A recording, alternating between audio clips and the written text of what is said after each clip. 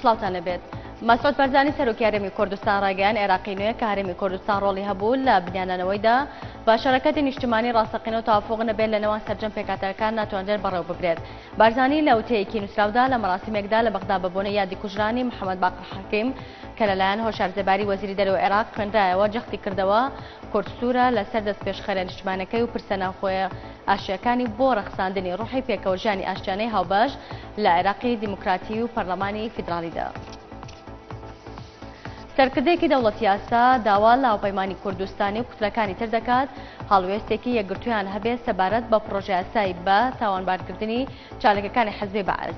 عەلی عەلاق پەرلەمانتاری دەوڵەتی یاسا با شەفەق نوێزی ڕاگەیان هەڵوێستیان لە گۆڕە و لە بایکۆتکردنی دانیشتەکانی پەرلەمان بەردەوام دەبین ئەگەر پرۆژە یاسایی بە تاوانبارکردنی چالەکەکانی حەزبی بەعز نەخرێتە ناو بەرنامەی کاری پەرلەمانەوە. وەزیری وزەی تورکیا بە دووریزانی تورکیا بێدەنگ و دەستەوەسان بێ لە پرۆژەکانی تایبەت بە وزە لە عێراق. ڕۆنیشی کردە وڵاتەکەی چەندین پرۆژەی لەو بوارە لە وڵاتانی زۆر دووردا بەڕێوە دەبات.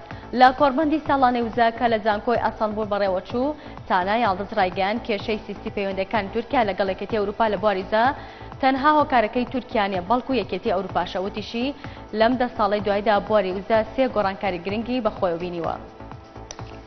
حکوومەتی باریتانە تاکیدی کردەوە کە ئەگەرچی تا ڕادێک سەختە بەڵام چارەسەرکردنی قەیرانگانی عێراق تەنها بە هەوڵی ڕۆڵە عێراقیەکان و دیالۆگ لە نێوان سەرجەم لایەنە سیاسیەکانەوە دەبێت. هەروەها پشتگیری خۆشی بۆ هەموو هەوڵێکی ئەنجامدانی گفتوگۆ لە نێوان هەرێمی کوردستان و بەغدا لە پێناو چارەسەرکردنی کێشە هەڵواتراوەکانی تایبەت بە داهاتی نەوت و چەند دۆستێکی تر پیشاندا.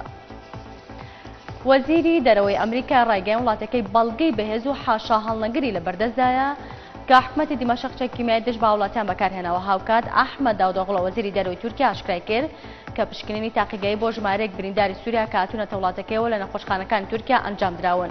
وتیشی دەرکەوتووە کە هێزەکانی بەشار ئەساد چەکی کیمایان بەکارهێناوە بەڵام تا بەتەواوەتی دڵنانەوێت دەبێت ئەنجام پشکنەکان لەگەڵ ئاژانسەکانی تۆگرتوەکان ئاڵوگۆڕ بکەین. وەزیری ناوخۆی ئێران ئاشکرای کرد کە تا دوێنێ ئێوارە 336 پاڵێورا و ناویان بەڵبژارە چاوەڕانکراوەکەی ئەو وڵاتە تۆمارکراون کە بڕارە 14 مانگی داهاتوو بەڕێوە بچێت کە 8 کەس لە پاڵێراوەکان ژنن. مستەفا محەممەد نەجار ڕایگەیان وادەی تۆمارکردنی ناوی پاڵێراوەکان کە ئەم ئێوارەیە کۆتایی دێت درێژ ناکرێتەوە. هەر بۆیە پێویستە لەسەر ئەوانەی کە خوازیارن ناویان تۆمار بکرێت پەلە بکەن کە ناویان لە کاتی دیاریکراودا لە بارگای لیژنەی سەرپەرشتیان هەڵبژاردنەکان لە تەلاری وەزارەتی ناوخۆ لە کاران تۆمار بکەن. وتیشی تا ئێوارەی دوێنێ هەینی 336 پاڵێورا و ناویان تۆمار کراوە کە 8یان ژنن. کورتێک لە هەواڵەکانتان پێشکەش کرا. شاد بن.